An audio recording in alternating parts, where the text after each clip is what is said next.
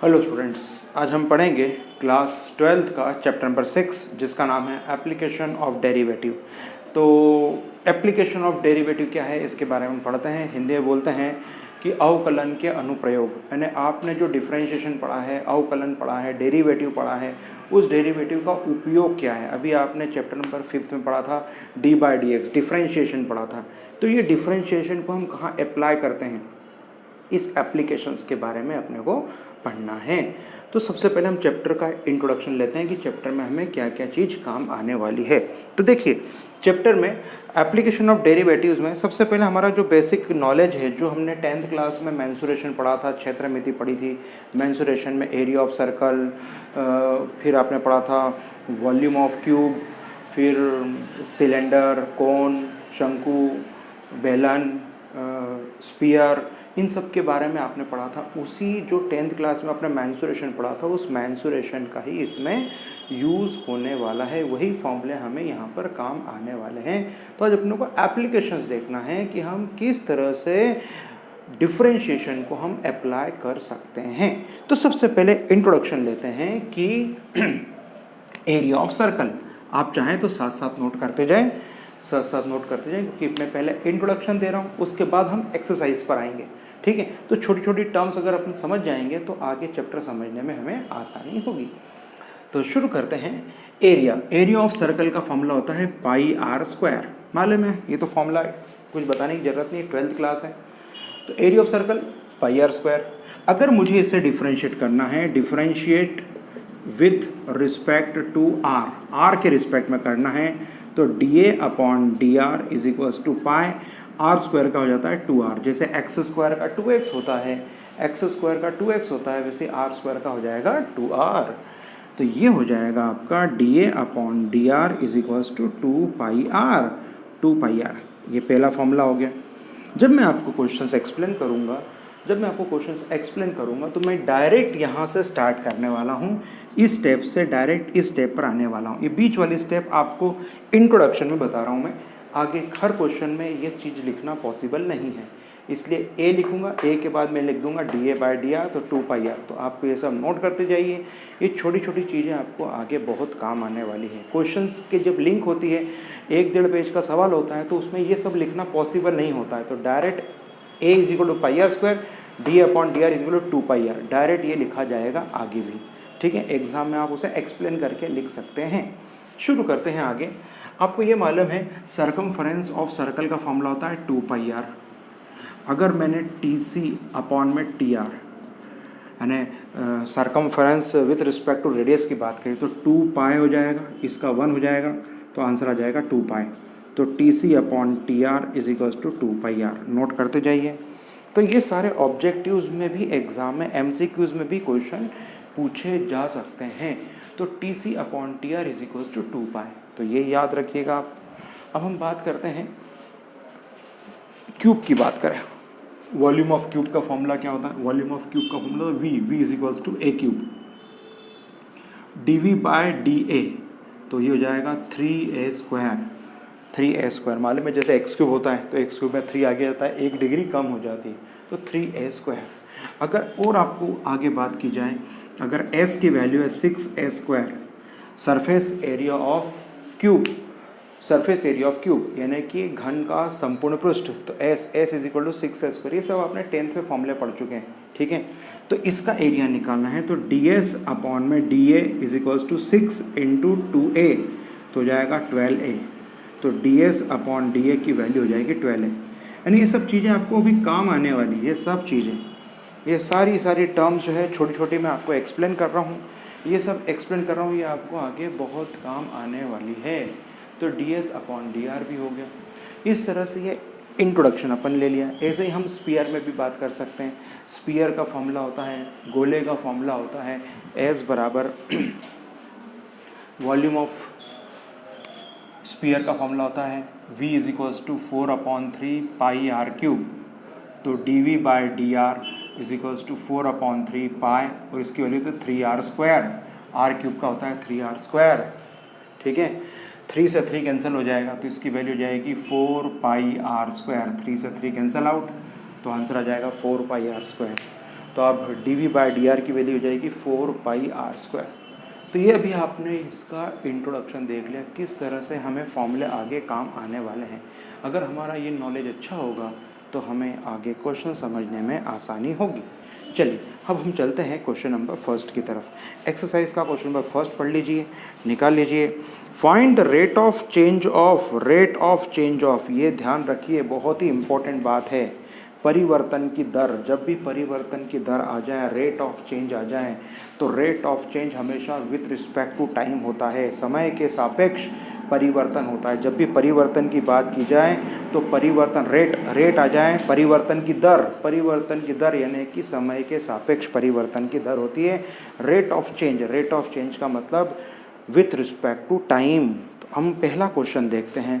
पहले ये सबने नोट कर लिया होगा, वीडियो पॉज करके आप ये नोट करते जाएं। जितना मैंने आपको इंट्रोडक्शन दे रखा है उसे आप डिटेल लिखें, उसके बाद आप एक्सरसाइज अप्रोच करेंगे तो आपका काम बहुत आसान होने वाला है। तो अब इस चीज़ को हम आगे बढ़ाते हैं। क्वेश्चन में क्या लिखा है? Find the rate of change of area of circle with respect to radius when r is equals to 3। Yes, rate of change of area of circle with respect to radius. अब यहाँ पर इन्होंने mention कर रखा है कि with respect to radius. अगर ये रेडियस वर्ड नहीं देते हैं, अगर ये बोलते हैं find the rate of change of area, इतना सा ही देते हैं, rate of change of area बोलते हैं, तो हमें लिखना था dr/dt। तो रेट जब की बात करते हैं, जब भी रेट की बात करते हैं, रेट वर्ड यूज़ करते हैं, रेट। अगर एरिया है तो जाएगा dA/dt। अगर रेट ऑफ रेडियस है तो dr/dt। जब भी रेट की वर्ड बात होती है तो हमें यही यूज़ करना है। परंतु इस क्वेश्चन में हमें क्या दे रखा है? बहुत ही क्लियर मेंशन कर दिया है इसमें कि find the rate of change of area of circle with respect to radius. हमारा काम और आसान हो गया। अगर विथ रिस्पेक्ट टू रेडियस, तो ये नहीं करना है हमें, विथ रिस्पेक्ट टू रेडियस लगाना है। तो हम क्या लिखते हैं? ए की वैल्यू क्या होती है? πr²। क्वेश्चन नंबर फर्स्ट है। dA/dr।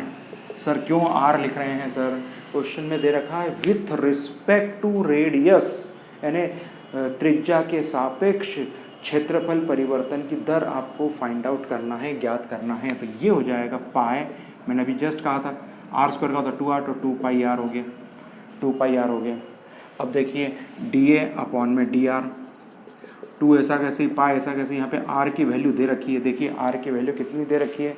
क्वेश्चन में r की वैल्यू शायद 3 दे रखी है, तो यहाँ लिख देंगे 3, तो हो जाएगा 6π dA/dr।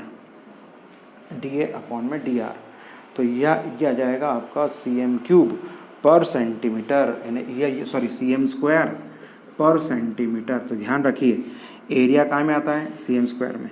r काय में आता है? सेंटीमीटर में। तो इसका आंसर आएगा cm² पर सेंटीमीटर। तो ये ध्यान रखना है आपको। ऐसा ही इसका सेकंड पार्ट है, a is equals to r की वैल्यू यहाँ पर 3 दे रखी थी, इसलिए आपने इसे पुट कर दिया। a की value πr² dA/dr is equals to 2πr। r is given, r is equal to 4 है शायद, देखिए जरा 4 दे रखा है कि 6 दे रखा है? 4 सेंटीमीटर दे रखा है। तो ये हो जाएगा dA/dr is equals to 2π × 4। Answer will be 8 centimetre per centimetre, cubic centimetre per centimetre. तो ये हो जाएगा। इसकी यूनिट कैसे डिसाइड होती है इसको देखते हैं। अगर आप इसको देखेंगे तो आपको जल्दी समझ में आएगा कि ये ए है, एरिया cm² में है, रेडियस सेंटीमीटर में, cm² पर सेंटीमीटर, ये इसका आंसर है। चलिए अब हम बात करते हैं क्वेश्चन नंबर सेकंड की। क्वेश्चन नंबर सेकंड पढ़ लीजिए ध्यान से। क्वेश्चन नंबर सेकंड में क्या दिया हुआ है पढ़ लीजिए। क्वेश्चन नंबर सेकंड बोला है volume of A cube increasing at the rate, cube की बात कर रहे हैं, increasing at the rate of 8 centimetre cube पर सेकेंड। देखिए क्वेश्चन की यूनिट देख के आप समझ जाएंगे कि क्या दिया हुआ है आपको। क्या दे रखा है? cm³ पर सेकेंड दिया हुआ है। तो cm³ पर सेकेंड में अब हम क्या करेंगे देखिए सभी ध्यान से। इसको हटा देते हैं हम, क्वेश्चन नंबर सेकंड की तरफ चलते हैं। एक एक वर्ड टू वर्ड पढ़ते हैं तो हमें क्वेश्चन समझने में आसानी होगी। क्या बोला है, volume of cube increasing at the rate of 8 cm cube पर सेकेंड, 8 cm क्यूब पर सेकेंड, तो 8 cm क्यूब पर सेकेंड। अब आप देखिए cm क्यूब है ना, इसका मतलब ये वॉल्यूम है, यानी ये हो गया dv by dt, rate of change of volume with respect to time. तो इसकी यूनिट से पहचानी है, इसकी यूनिट क्या है, cm क्यूब। cm किसकी यूनिट होती है, cm क्यूब आयतन की, वॉल्यूम की, तो cm क्यूब पर सेकेंड। सर पर सेकेंड किसे मान क्वेश्चन में दे रखा है, cm क्यूब पर सेकेंड से उसकी रेट बढ़ रही है। How fast is the surface area increasing when the length of the edge is 12 centimetre. How fast surface area, यानी कि आपको क्या फाइंड आउट करना है, आपको ds upon dt find out करना है। सबसे पहले आपने ये डिसाइड कर लिया कि क्या गिवन है और क्या फाइंड आउट करना है, ठीक है। आपको rate of change of volume दे रखा है और rate of change of surface area आपको फाइंड आउट करना है, rate of change of surface area आपको फाइंड आउट करना है। तो देखिए ये दो चीज़ जब डिसाइड हो जाती है तो अब हमें समझ में आ जाता है कि हमें यहाँ पर कौन से फॉर्मूले लगाना है। यहाँ पे दो फॉर्मूले लगेंगे, v is equals to a cube और s is equal to 6a square. ये सबसे पहले हमने डिसाइड कर लिया, ठीक है। v वॉल्यूम का फॉर्मूला होता है ए क्यूब और सरफेस एरिया का होता है 6a स्क्वायर। ये दो फॉर्मूले हमें यहाँ पर लगने वाले हैं, तो इन दो फॉर्मूलों को हमने पहले से ही लिख लिया है कि हमें इन दो फॉर्मूलों की आवश्यकता पड़ेगी। इन दो फॉर्मूलों से हम अपने ब्रिज, हमारी मंजिल तक पहुंच जाएंगे। हमें ds अपॉन dt निकालना है। चलो शुरू करते हैं। क्वेश्चन में ये गिवन है, ये गिवन है और यहाँ तक चलना है। सर वो एक और चीज़ दे रखी सर कि वो 12 एज इज़ 12 सेंटीमीटर, उसका क्या करना है, उसका काम आखिरी में पड़ेगा। कोई भी जो चीज़ देके रखते हैं उसका काम सबसे आखिरी में पड़ता है। तो आपको क्वेश्चन को हैंडल कैसे करना है, हैंडल करने का तरीका बता दिया। हैंडल ऐसे करना है, क्या गिवन है, क्या फाइंड आउट करना है, इसके सपोर्टिंग में कौन से फॉर्मूले लिखेंगे, ऐसा लिखना है। तो ये सपोर्टिंग आप तैयार कर लेते हैं तो अब आपका ट्रैक, आपका पाथ बहुत ईजी हो जाएगा। अब आपको मालूम पड़ेगा कि इस पाथ से अपने को चलना है, ये फॉर्मूले इसमें यूज़ होने वाले हैं। चलिए तो शुरू करते हैं आगे। तो आपको दे रखा है v की वैल्यू कितनी दे रखी है बोलो। चलिए शुरू करते हैं, इसी के आगे चलते हैं। v is equals to a cube dv by d is equals to 3a square. सबको मालूम है, ये सब मैं बता चुका हूँ, इंट्रो में पहले ही बता दिया मैंने आपको। यस अब आप क्या निकालेंगे, dv बाय dt। हमने चेन रूल देखा था, dA अपॉन dt, तो dA अपॉन dt ट्रिक बता दी मैंने आपको, dA अपॉन dt। यहाँ पर जो चीज़ होगी वो कॉमन होगी, दोनों में सेम चीज़ आएगी, यहाँ पर दोनों तरफ सेम चीज़ आने वाली है। तो इधर आ जाएगा dv, इधर भी आ जाएगा dv। ये ट्रिक बता दी मैंने आपको कैसे याद रखना है। तो dA upon dt is equal to dA by dv into dv by dt। तो याद रखने का तरीका इसे चेन रूल बोलते हैं, इसे बोलते हैं चेन रूल। अब इसके अंदर dA बाई dv की वैल्यू, dA बाई dv की वैल्यू हम कैसे फाइंड आउट करेंगे, देखिए ज़रा। dA बाई dv, ये रहा dA बाई dv की वैल्यू 3a स्क्वायर है, इसका उल्टा करना है तो इसका उल्टा आ जाएगा 1 अपॉन 3a स्क्वायर। सर कैसे, dA बाई dv की वैल्यू दे रखी है, यस।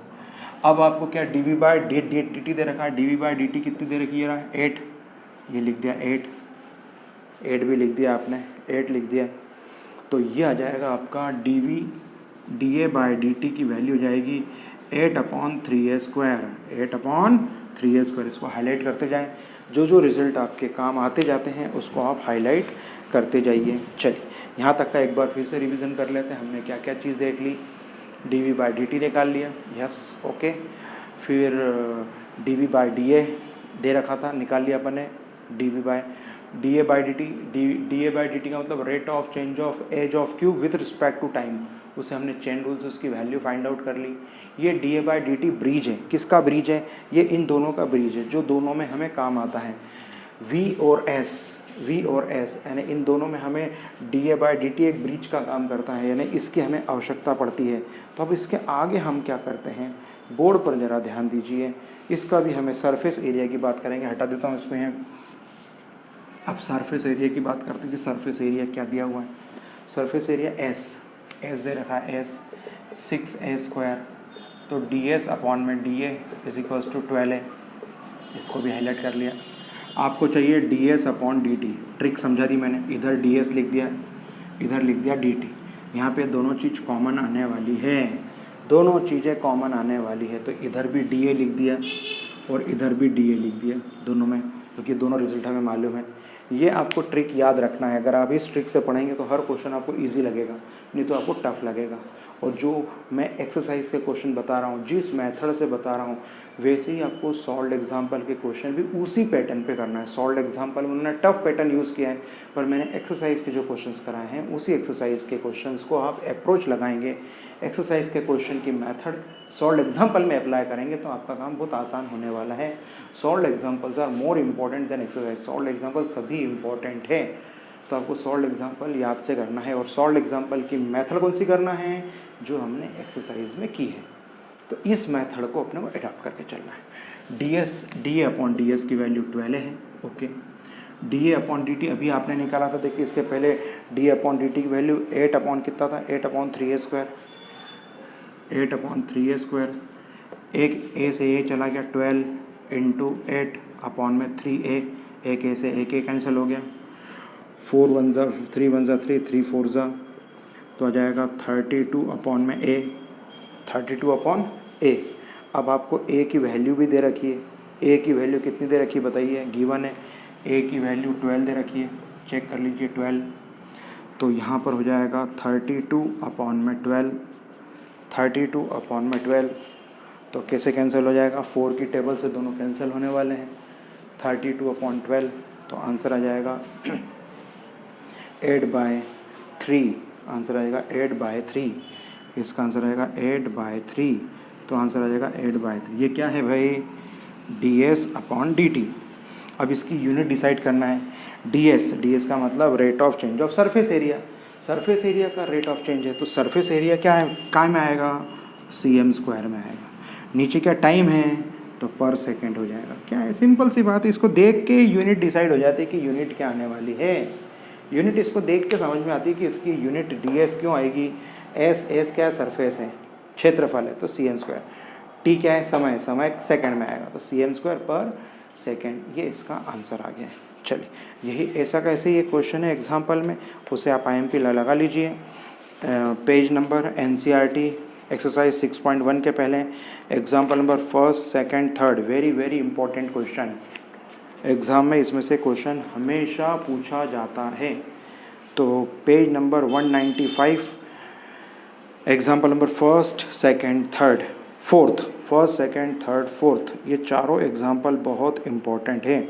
चारों एग्जाम्पल आप अच्छे से करें, ये एक्सरसाइज में भी इसका काम पढ़ने वाला है, वेरी वेरी इंपॉर्टेंट। जो एक्सरसाइज में मैं क्वेश्चन कर रहा हूँ उसी मेथड से आपको सॉल्व एग्जाम्पल में अप्रोच लगाना है, तो आपका काम आसान हो जाएगा। क्वेश्चन नंबर 4 की तरफ चलते हैं। 3rd क्वेश्चन हो गया, 4th क्वेश्चन देख लीजिए। 4th क्वेश्चन में क्या बोला है, 2nd क्वेश्चन हुआ शायद, देखना, हाँ 2nd क्वेश्चन हुआ। Question number 3rd, the radius of circle increasing uniformly at the rate of 3 cm पर सेकेंड। आप इसकी यूनिट देख के समझ सकते हैं, आप यूनिट देखिए 3 cm पर सेकेंड।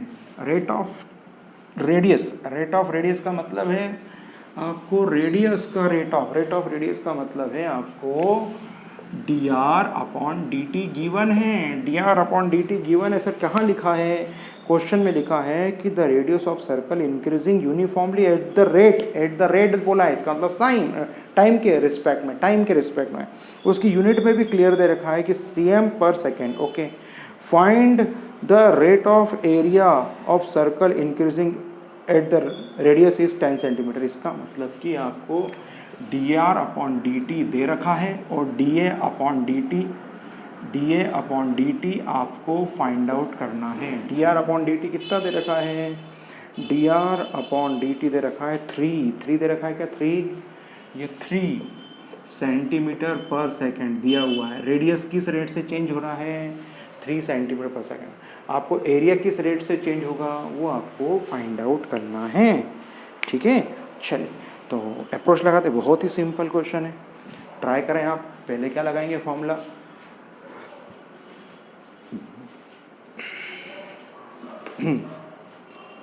एरिया, ए की वैल्यू कितनी बोलो, ए की value pi r square, d a upon d r is equals to 2 pi r. We want to find d a by d t, तो डी ए यहाँ लिख दिया, अभी ट्रिक समझाई मैंने, डी टी इधर लिख दिया, D a upon D T लिख दिया, यस। अब दोनों में यहाँ पर क्या आ जाएगा, इधर भी आ जाएगा डी आर, इधर भी डी आर, दोनों में सेम क्वांटिटी होती है। D a upon d are की वैल्यू अभी आपको मालूम है, D a upon d are की वैल्यू है 2 पाई आर, ओके। और D R upon D T की वैल्यू 3 दे रखी है, तो 2 पाई यानी 2 3 ज़ा 6 पाई आर, तो 6 pi as it is. And r is given कितना दे रखा है, आर की वैल्यू कितनी दे रखी है 10, आर की वैल्यू दे रखी है 10, ओके। तो जाएगा 60 पाई। अब यूनिट डिसाइड करते हैं, इसकी यूनिट क्या होगी, D R upon D T की। एरिया है, एरिया के लिए हो जाएगा cm², ओके। टी क्या है, टाइम है, टाइम के लिए सेकेंड, तो cm² पर सेकेंड उसकी यूनिट हो गई। तो एरिया किस रेट से इंक्रीज होगा, आखिरी में आपको आंसर के जो बुक में दे रखा है क्वेश्चन, उसके फॉर्म में आपको आंसर लिखना है। क्या आंसर लिखेंगे, आंसर लिखेंगे कि area of circle increase by 60 पाई सेंटीमीटर² पर सेकेंड, ऐसा आपको आखिरी में आंसर लिखना है। तो इस तरह से ये क्वेश्चन अपना कंप्लीट हो गया है, नोट कर लीजिए। अगले वीडियो में हम आगे के क्वेश्चन देखेंगे।